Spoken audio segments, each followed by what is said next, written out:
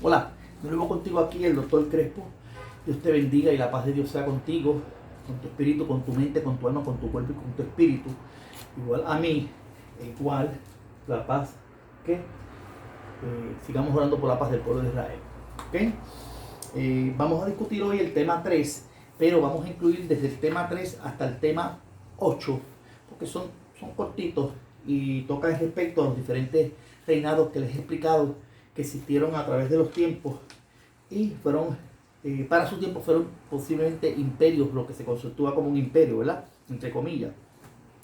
Pero fueron imperios grandes o pudieron haber sido reinados grandes que se pueden ajustar o alinear a la profecía de los 7 montes.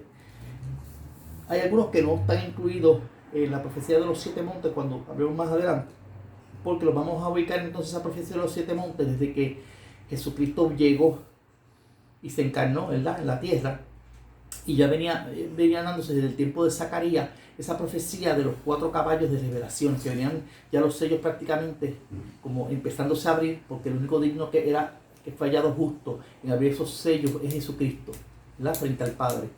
Y ya venía ensamblándose esa manifestación de la apertura de los sellos y se le mostró a Juan en la isla de Patmos. Y ahí fueron pasando esos 7 reinos hasta hoy día que estamos a punto ya de ver el 8º que irá a perdición.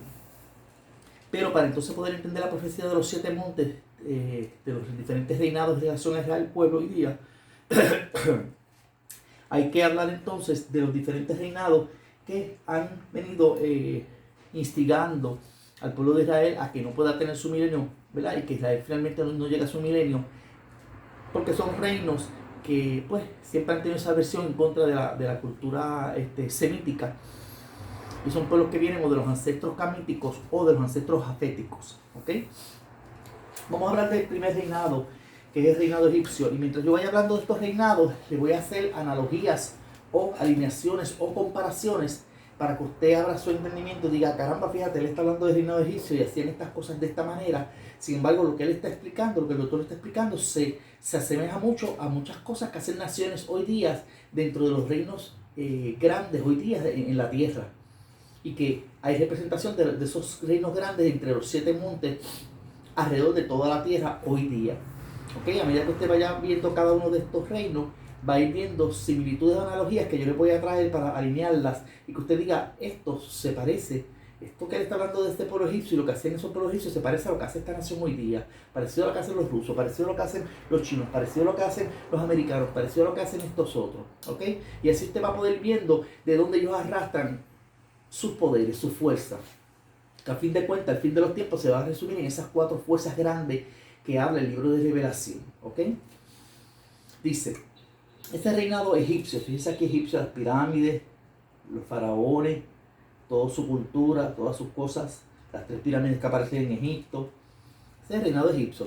Fíjense que el reinado egipcio se manifestó allá para los años 3100 a 2200 antes de la era cristiana, o sea, antes que Cristo llegara. Este reinado cayó al ser invadido por los iscos y los llamados reyes pastores. Entre una de las razones que se registran en los datos históricos y la razón por esto fracasar con su gran reinado, ¿verdad?, fue la imposición de los faraones, en especial la dinastía de los Tumotsis. Oiga esto, sometieron a duros trabajos a la multitud de otras etnias, entre ellos la etnia de los judíos, que vivieron con esto y fueron dominados por estos para su tiempo de realizar sus grandes obras públicas. ¿Cuáles grandes obras públicas? Entre ellas las pirámides, entre ellas estos, ¿ok? Los grandes templos y dedicados a la imagen del faraón, que es como un tipo de anticristo. La economía del reinado egipcio se basó en la agricultura. Fíjense que la basaron en la agricultura y un sistema colectivo, ¿ok? Mayormente podría ser como hasta socialista, ¿verdad? Se podría alinear al socialismo hoy día. Su política fue fundamentada en el poder militar. Óigame, en el poder militar. Fueron imperialistas. Entonces, si fueron imperialistas, también se puede comparar a muchas fuerzas internacionales que hay hoy día, que le dan culto como al militarismo, ¿verdad? Como filósofos, lo que valoraron y creyeron fue ser un Estado benefactor, que el Estado fuera benefactor, presidido por supuestos gobernantes benévolos. La construcción de las pirámides tuvo como propósito el simbolizar el poder y la potencia del Estado. Un ejemplo fue la construcción frente a las pirámides de imágenes de animales, mira aquí, de imágenes de animales, y la cual adelante Nabucodonosor utilizó como una práctica de poder, utilizando su estatua como un símbolo de ser adorado sobre sus súbditos de su tiempo. Hoy día en muchas naciones pertenecientes, ahora viene la alineación de esto que usted oyó en relación a ese reino egipcio, y cómo se alinea eso, se puede alinear a nuestros tiempos. Dice, hoy día las naciones pertenecientes al G7, y la cual hoy día en el 2019, esto yo lo escribí ya, como lo iba a publicar en el 2019 y ahora en el 2020 es que se me ha hecho posible poder presentarlo, pues yo lo puse en 2019, pero se puede aplicar hoy día también en el 2020. Ya el G8 utiliza este símbolo de las pirámides como señal dentro de sus dominios y poder de su cultura y economía. Un ejemplo de esto es la pirámide dentro del dólar presentado en los Estados Unidos de América, que tiene una pirámide. Otra de las pirámides que observamos hoy día es la pirámide de cristal presentada en el Museo del Louvre, París, inaugurada por el presidente Mitterrand. ¿Okay? Estas pirámides presentadas en estos escritos resultan ser alegóricas de las comparaciones del pasado y lo que se nos presenta hoy día de manera oculta en estos símbolos que presentan estas naciones que hoy día dominan sobre las multitudes de los pueblos. Durante el reinado de los egipcios existió absolutismo militar. El gobierno produjo una gran mercadería para poder sostener su poderío militar. Durante épocas de crisis, los tejenos volvían a la dinastía de los faraones. Tan pronto había alguna crisis económica grande, hambruna o cualquier cosa, los tejenos que pertenecían al pueblo y que el pueblo utilizaba para sembrar, para darle lo que le correspondía, el diezmo al gobierno, más quedarse con ellos para ellos mercader, el gobierno le decía, no, ya estos tejenos son míos ahora y tú vas a sembrar para mí. Y lo que sobre, si sobra algo, es para ti. Así lo hacían los faraones en su tiempo, para evitar que el sistema colapsara. Esto es muy parecido con los impuestos que la élite hoy día impone a través del gobierno de turno sobre la mayoría de los trabajadores que subsisten hoy día con ganancias que solo dan para su comida. Esa es la alineación que yo le hago, que es muy parecido a lo que están haciendo los gobiernos hoy día en muchas potencias, en muchos reinados grandes hoy día en la tierra. A los sacerdotes de su época se le concedían excepciones contributivas. Entonces yo le pongo parecido a lo que hoy día hace el gobierno de naciones industrializadas grandes, las cuales separan supuestamente el poder del Estado de la Iglesia y les proveen a estas excepciones contributivas, pero también le dan excepciones contributivas, porque muchas iglesias dentro de, ¿verdad?, de los estados que nos gobiernan hoy día tienen excepción contributiva. Sin embargo, hoy día la iglesia profesante, entiéndase aquella congregación de creyentes que se está moviendo a promover y apoyar lo que el sistema del anticristo puede estar proponiendo en el ámbito político, religioso y económico, sin cuestionarle nada al respecto, está recibiendo asistencia del mismo Estado en momentos de crisis. ¿Ok? Y aunque nos quieran hacer ver de que la iglesia y el Estado están separados, no están separados. Que es una vil burda mentira hacernos creer que la iglesia está separada del Estado, porque el Estado está muy cuidado con la iglesia profesante y le das hasta orden de decir, tienes que llevar este mensaje ahora para que la iglesia apoye al Estado en estas agendas que vamos a llevar, ¿ok?, para traer grandes transformaciones sociales. Esta ayuda no viene de gratis. Cuando el Estado le da algo a la iglesia, no espere la iglesia que la iglesia se va a decir, pues mira, pero lo están dando porque soy la iglesia. No, no viene de gratis. Las consecuencias serán limitar a las iglesias profesantes el que manifiesten las políticas del Estado. Y si es posible, a las iglesias cristianas verdaderas. Las van a tratar también de someter mediante eso. ¿Ok?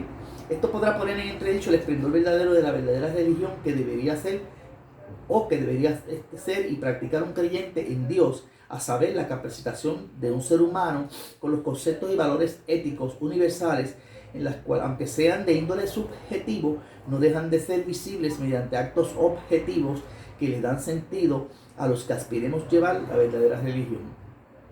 Esto es la verdadera religión que practicaron los apóstoles del Nuevo Testamento, a saber, confirmado por lo que ellos mismos sostuvieron: la fe sin obra es muerta. ¿Okay? Pues entonces tenemos que cobrar lo que creemos. El pueblo creyente debe estar sujeto a las instituciones humanas. Mire cómo se lo pongo. Debemos estar sujetos a las instituciones humanas por causa de Cristo. Claro que sí. Conforme como la misma escritura lo sostiene en Tito 3, 1 al 11. Sin embargo, ahora viene sin embargo. Debemos estar sujetos, pero sin embargo, esto no implica que la iglesia verdadera no vaya a usar el pensamiento crítico, oiga esto, el cual fluya de manera libre dentro y fuera de la iglesia, de manera que se pueda desenmascarar a los tiranos que se quieran hacer dueños absolutos mediante medias verdades en todos los conocimientos y quehaceres humanos, sea el que sea, el conocimiento que sea, ¿ok? Conocimiento político, económico, religioso, cultural, científico, didáctico o pedagógico, de seguridad pública, ¿okay? De tantas cosas. Es deber de la iglesia verdadera de Cristo confrontar a la iglesia profesante. O sea, va a haber una iglesia verdadera que, vuelvo y se les repito, hay una diferencia entre una iglesia verdadera y una iglesia profesante. Entonces la iglesia verdadera debe estar confrontando constantemente a esa iglesia profesante que está alineada con el Estado, la cual se vende con el Estado, y hacerla estar consciente en todo momento que no se debe vender con este sistema. O sea, las virgen prudentes le van a estar diciendo a las fatuas: cojan aceite, o sea, conocimiento de la palabra de Dios, y cojan el conocimiento verdadero, llénense de la frescura de Dios, llénense de la idea de Dios, y deben estar oyendo de las pamplinas a lo que están diciendo los que nos gobiernan, aunque nos tengamos que sujetar brevemente a ellos. ¿Por qué? Porque muchas de las cosas que ellos están trayendo no son conformes a lo que Dios quiere hacer con la humanidad hoy día, ¿ok? Y con lo que Dios tiene planificado para el milenio, cuando venga el milenio de Israel. Que nosotros deberíamos vender con este sistema, independientemente recibe el vituperio, la persecución y la burla que reciba. Asimismo, la iglesia verdadera debe estar preparada para cuestionar cualquier aspecto de fe, valor y moral que se puedan estar poniendo en juego en la salvación de los creyentes, ¿ok? Entonces tenemos que tener en cuenta cómo ese reinado egipcio a través de los tiempos trató de entrar al pueblo de Israel y dominarlo, pero Israel no se dejó. Israel no se dejó en aquel tiempo, hasta el punto de que lograron su liberación y salieron del éxodo mediante señales grandiosas y espectaculares que Dios pues le permitió hacer a Moisés y a su siervo Aarón y a María, la profetisa, en aquel instante, para sacar a su pueblo a la tierra que Dios le había prometido. Así mismo va a pasar con nosotros con la iglesia del rapto.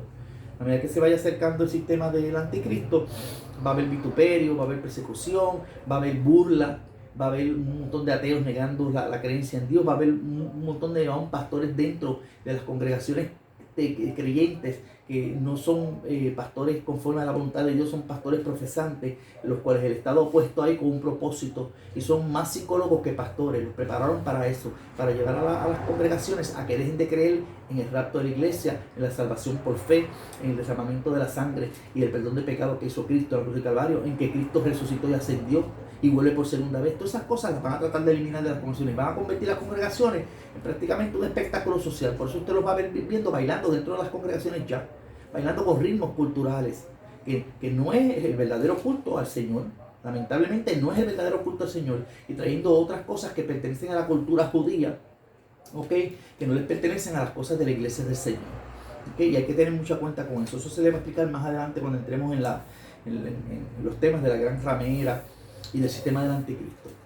Vamos a ver entonces qué es eso del tercer tema, que es el reinado asirio. Asirio, fíjense que aquí estaba Israel en su tiempo, y Asiria dominó todo esto de la área de Mesopotamia, incluyendo al pueblo de Israel.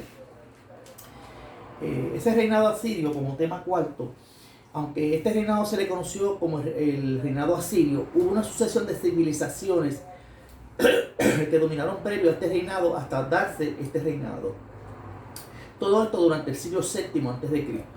Civilizaciones como los sumerios babilónicos, los medos, conocidos también como los caldis o semitas caldeos, hoy día las repúblicas rusas, fíjense que entonces pertenecen a las repúblicas rusas, junto a lo que se conoce hoy día la gente del este de Turquía y la parte norte de Irak, en la cual hoy día se le han ubicado los kurdos desplazados desde Irak, ¿ok?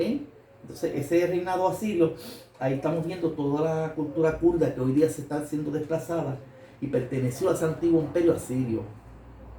Y los persas, el actual Irán, ¿ok? Que quedan para acá. Israel está por aquí, pero los persas por acá. En ese orden, dominaron el aspecto histórico de aquel entonces, alrededor de Israel. Aunque los asirios babilónicos fueron descendientes de los sumerios, su golpe de caída como reinado fue dado por los llamados caldis, ¿ok? Los caldeos, los caldis, o semitas caldeos. Posterior a esto, lo suceden los persas, esto a través del reinado grande llevado a cabo por el rey persa conocido como Ciro, que Ciro tiene unas historias bien bonitas en relación al pueblo de Israel, que a pesar de que Ciro los persiguió, pero le permitió bajo Esdras y Nehemías la reconstrucción de su segundo templo, ¿okay? Estos tipos de reinados se sucedieron de la siguiente manera. De los sumerios pasaron luego a los babilónicos, y de los babilónicos y pasaron entonces a los llamados medos persas, en ese orden. ¿Okay? Primero vinieron los sumerios, después los babilónicos, y después de los reinados de los babilónicos, entonces vinieron los medos persas. Reinado babilónico. Fíjense entonces aquí Israel también, y cómo la Babilonia ya fue expandiendo más y dominó a Siria, a Caldea y toda esa Mesopotamia, la dominaron los babilónicos. Los babilónicos, también el reinado sumerio, se puede también llamar, primero fueron los sumerios y después vino Babilonia. Los sumerios fueron considerados prebabilónicos, fueron considerados precursores del reino de Babilonia. Su economía fue basada en la agricultura, su sistema económico social no fue muy sólido. En la política enfatizaron en fomentar la esclavitud y un idioma exclusivo. Estos se confederaron en ciudades-estados. Su legislación fue dividida en tres grandes poderes, a saber, los patricios, los ciudadanos y los servidores. El Estado fue considerado un fuerte guerrero. Los militares fueron más ricos. Los militares eran considerados los más ricos del país. Su religión tendió a ser una legalista, pesimista y hasta morbosa. No creyeron en la resurrección del hombre. Por tanto, lo espiritual no fue importante para estos. ¿Ok? Entonces puede ser que usted está viendo en todas estas naciones que están al sur de Rusia hoy día, que tengan tendencia a ser ateos, porque tienen que ese arrastre del imperio del reinado grande de los prebabilónicos. ¿Ok? Y también, aquí entonces también surgió, después de los prebabilónicos, el reinado babilónico, que fue todo esto también, y fue considerada la cabeza de oro en el sueño que tuvo el rey Nabucodonosor. Como dato curioso, en el Museo Británico hoy día se preservan las figuras gigantescas de leones con alas de águila y cabezas humanas. Estos representan el león con alas de águila a Babilonia, ¿sabe? En Daniel 7:3-4 se explica esto claramente. Esas figuras con alas de águila, ¿okay? Y el león. Y fíjese que a través del tiempo, de los diferentes reinados que fueron moviéndose hacia ir desarrollándose y dominar el mundo en su tiempo, incluyendo Israel, vimos más adelante cómo Inglaterra más adelante asume también el símbolo de león y con águilas también, o también el león, en sus escudos de gobierno, ¿ok? Y en su bandera y en su moneda, ¿verdad? Estos se caracterizaron por ser un estado grande y fuerte, los babilónicos. Su filosofía de vida estuvo fundamentada en la codicia y la sensualidad. Eran codiciosos y sensuales. La política que estos practicaron fue con carácter aristocrático, ¿sabes? Una élite de arriba y los demás todos sometidos. Su religión era no creer en esta. No les importaba creer en ninguna religión. Los babilónicos fueron, sin embargo, eran politeístas. Los babilónicos fueron un reinado bien materialista y creían fíjense en lo que creían, en la astrología, en la adivinación, en la magia, en la hechicería, en la brujería, mezclado con satanismo. Cosas por las cuales Dios, cuando usted se lee la palabra de Dios, pues Dios las condena ya en el Antiguo Testamento. ¿Ok? Aunque no fueron los fundadores del satanismo, esto es muy parecido a lo que hoy día observamos en las sociedades contemporáneas. Esto es, independientemente sean de extremos capitalistas, comunistas o socialistas de extremo, se manifiestan personas que están creyendo, como creían los antiguos babilónicos, ¿en qué? En la astrología, en la adivinación, en la magia, en la hechicería y en la brujería mezclada con satanismo. ¿Ok? Simplemente crean en todas estas cosas. Déjenme buscar un momento la Biblia, porque quiero aquí traer una observación que lo leí hoy. Yo voy leyendo la Biblia de múltiples maneras. Ya la he leído casi como cerca de 10 veces al Gebiel derecho, pero ahora estoy como en la lectura número 12 de la Biblia y ahora voy por Levítico. Y hoy en Levítico pues ahí encontré algo que me llamó la atención en cuanto a eso de la hechicería, la brujería y todas estas cosas. Cada día encuentro algo nuevo. Dice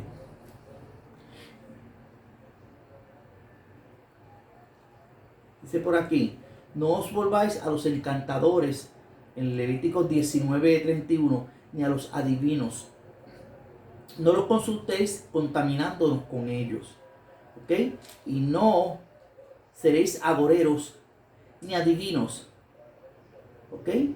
Entonces Dios condena todas esas cosas. Esas son las observancias que Dios le dio al pueblo de Israel de aquel entonces para evitar que se contaminara su pueblo, ¿ok?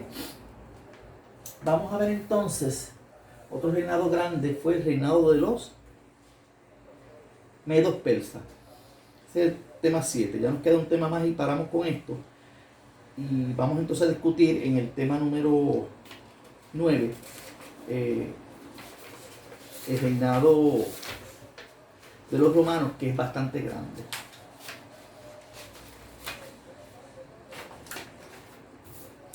Los medos persas son los pechos de plata en la estatua del sueño de Nabucodonosor. Mire para todo lo que aquí está Israel, por esta zona, y mire todo lo que ellos dominaron, los medos persas.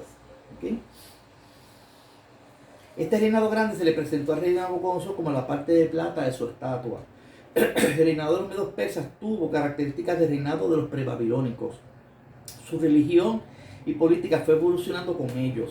En el aspecto político, Ciro, el rey de los medos persas, ayudó a fundar este gran reinado en menos de 20 años.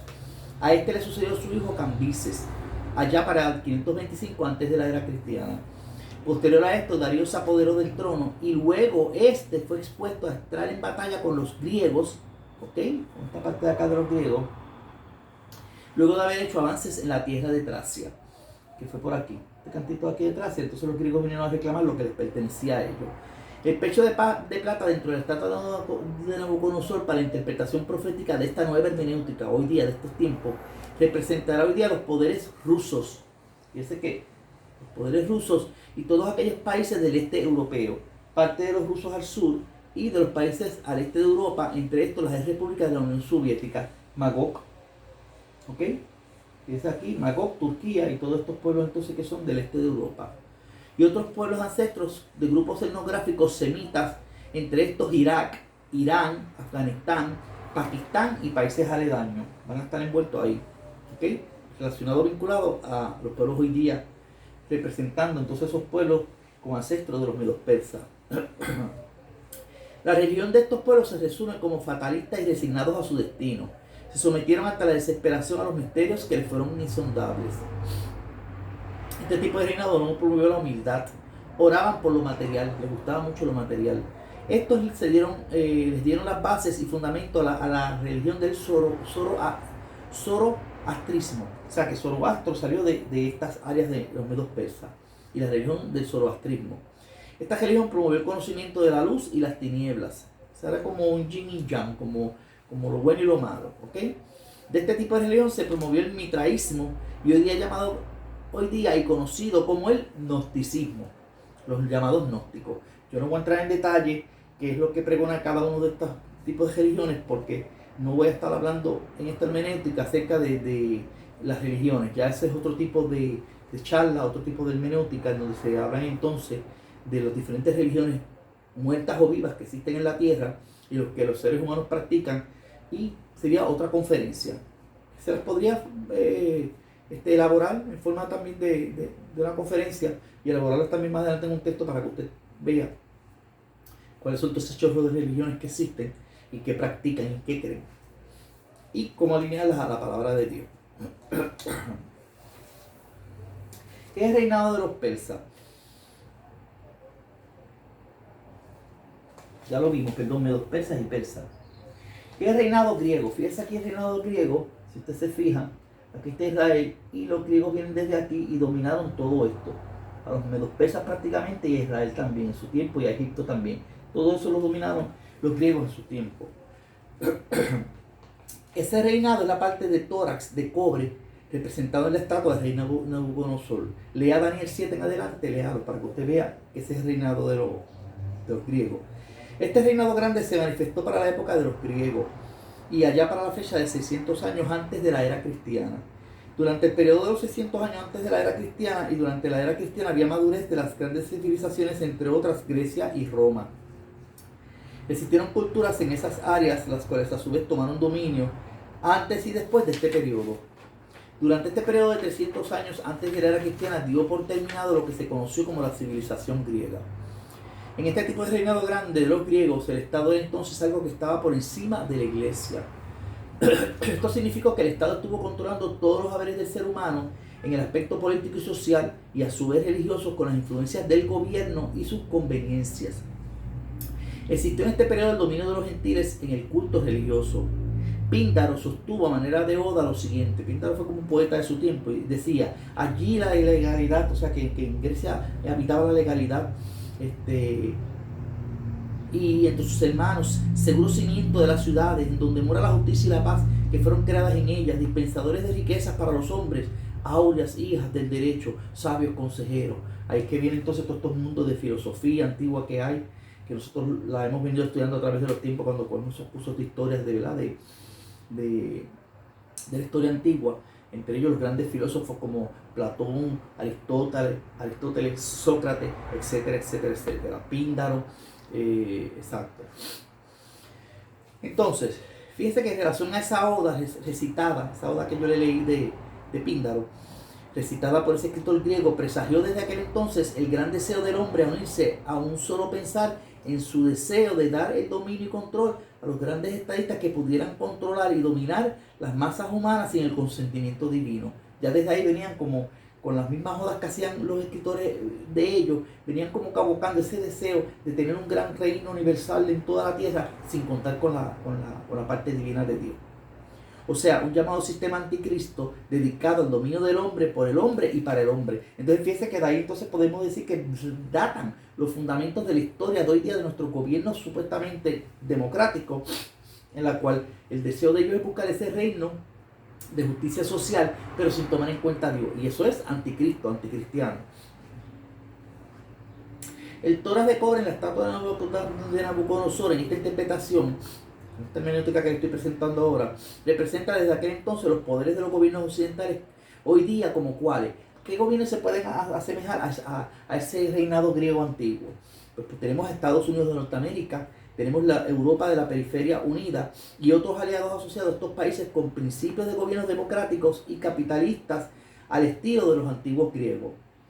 Podrán también estar asociados a estos países dentro de la organización conocida como la OTAN, Organización de Países del Tratado del Atlántico del Norte, que son los que con Estados Unidos lidera en estos tiempos. Estos países fueron los que una vez terminado la Segunda Guerra Mundial se unieron mediante tratados los unos a los otros contra las fuerzas de los países no aliados a sus fuerzas, y los cuales estaban representados en aquel entonces a la fuerza de los caballos rojos, a saber, representando a las fuerzas comunistas y socialistas del orbe terrestre de aquel entonces, de la Segunda Guerra Mundial. La historia del reinado griego tuvo 6 grandes etapas, a saber, la mesiánica, en la cual se trabajó para esta época para engrandecer el reinado griego, la época oscura, la época de la monarquía, la época de la oligarquía y la época de la Edad de Oro. En esta se clasificaron los habitantes del reinado en 3 tipos de ciudadanos, a saber, los ciudadanos, los metecos y los esclavos. Y finalmente la época helenista, la 6ª época. ¿Okay? En esa época helenista, desde esa época los griegos, aún sobre los romanos, influyeron sobre los tipos de sistemas de gobierno que hoy día se practican en Occidente, hoy día en la época moderna, sobre todo los tipos de sistemas de gobierno capitalistas que hoy día se practican. ¿Okay? Los griegos pensaban que el hombre era el centro del universo. Eran seculares, racionales e investigadores libres. El conocimiento para esto se supeditaba a algo, la cual según ellos iba por encima de la fe. Eran creencias egoístas, poco humanistas y mucho menos a ofrecer su mejilla. Eso de pon tu mejilla, como decía la iglesia cristiana, y para que te den la otra, ellos no creían en esas cosas. No les gustaba. Su filosofía se fundamentó en un carácter científico y materialista. Al principio de su reinado, la economía resultó ser de gran importancia para ellos, no así al final de su reinado. Su religión era oscura y no esperaban que ésta los librara del pecado, o al menos de cualquier sentimiento de culpa por actos inmorales o éticos. Durante su reinado se vivió como se quería, al gusto de uno, sin pensar tener algún temor que sus dioses lo fueran a castigar. Su política bajo Pericles, con la llamada Junta de los 10, fue algo muy parecido hoy día a lo que tenemos dentro del sistema de gobierno británico, o al llamado sistema de los 10 países de la periferia de Europa, conocidos como el mercado común económico de la periferia de Europa. En esta hermenéutica se le dan las siglas a esta comuna de los 10 de la periferia unida de Europa como el MCEO, Mercado Común Europeo del Oeste de Europa. ¿Ok? Ya usted va aprendiendo más o menos cómo de esos ancestros griegos salieron esa junta de los 10 y son los 10 países que están en la periferia alrededor de la Unión Europea. Eso es importante que lo sepa porque hay una diferencia entre la Unión Europea y el Mercado Común Europeo, y eso es importante cuando se hace la interpretación de la bestia terrible que salió de la mar, que dice que tenía esos 7 cuernos y esas 7 cabezas y que de ahí salió el octavo que iba a perdición, y que habían 7 montes y que entonces habían 7 diademas y que de ahí había 10 alrededor de ella y que de ahí salió el octavo, y esos 10 no es otra cosa que ese MC, ¿ok? Mercado Común Europeo de Europa. Eso tiene que tener claro desde aquí, desde este momento que estamos explicando el reinado de los griegos. La democracia practicada por los griegos es muy parecida a lo que ocurre hoy día para los grupos exclusivos. Se cree que este gran reinado reinado dejó de dominar por varios factores. ¿Por qué fracasaron los griegos en su tiempo? Pues se piensa que fue por la guerra del Peloponeso, la diferencia entre los espartanos y los atenienses, o aspectos económicos. Dice, durante este gran reinado sobresalió la figura de un gran líder militar conocido como Alejandro el Grande o el Magno. Alejandro fue un líder militar muy organizado. Llegó a llamarse el maestro de la guerra. Alejandro el Grande no perdió ni una guerra. Era muy atractivo, de apariencia física y de mucha apariencia, ¿verdad? Corpulenta. Hasta se le unió su gran deseo y ambición de querer conquistar todo el dominio de los grupos sociales grandes que se lo pusieron en su tiempo. Este tipo de reinado grande representó desde ese pasado la junta de los 10 de Pericles. La junta de los 10, fíjense que son 10. Y la Biblia habla de 10 países que arrastran quizás esos ancestros de la junta de los 10 de Pericles. ¿Ok? Por eso le estoy trayendo las alineaciones para que usted pueda ver de lo pasado a lo presente. Este ensamblaje podría ser una concatenación profética, y ahí se lo pongo, reciente de lo que es hoy día la economía de los 10 países representados como el Mercado Común Europeo de la periferia de Europa, o el Mercado Común Europeo. Esos 10 países están hoy día yéndose en desacuerdo con la política y economía y hasta religión que se practica en los países del centro de Europa, que es lo que se llama la Unión Europea. Esto es la Unión Europea. Hoy día, en pleno 2020, observamos cómo se ha cómo se ha dado el llamado Brexit de la Gran Bretaña, la cual quiso ser parte de ese centro de la Unión Europea. Pero parece que eso no le funcionó muy bien y Inglaterra está saliendo de esa Unión Europea y se está yendo entonces a la periferia de la Junta de los 10, porque ellos pertenecen a los 10. Y ellos pertenecen a los 10 que se pusieron en su corazón al final que pegarle fuego a la gran ramera. ¿Ok? Vayan entendiendo desde ahora eso bien claro, porque eso lo explica la palabra. Sin embargo, la misma profecía sostiene que esos países de la periferia de Europa, a diferencia de los que pertenecen al Euratón, que a los que están en el centro de Europa se le llama también Euratón, o se le llama también Benelux, o se le llama también el Sacrosanto Imperio Romano. ¿Okay? Pues esos que pertenecen al Euratón, que es la Unión Europea, no la periferia de Europa de los 10, ¿okay?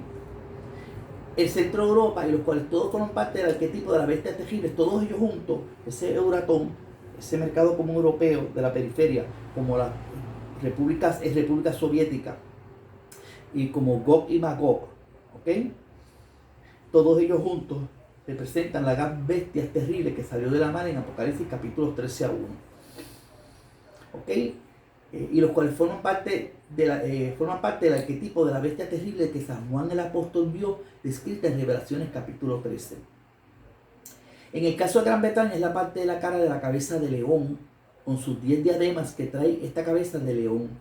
Estos 10 países unidos, incluyendo la Gran Bretaña en la Europa de la periferia, estarán mancomunados en la profecía del fin de los tiempos de los gentiles en contra del centro de la Europa unida. Y ahí hay 10 países de Europa, que son 10 diademas, y tienen ancestros de 10 reyes. Y ellos se van a ir en contra de las políticas de la Unión Europea, que es lo que estamos viendo hoy día.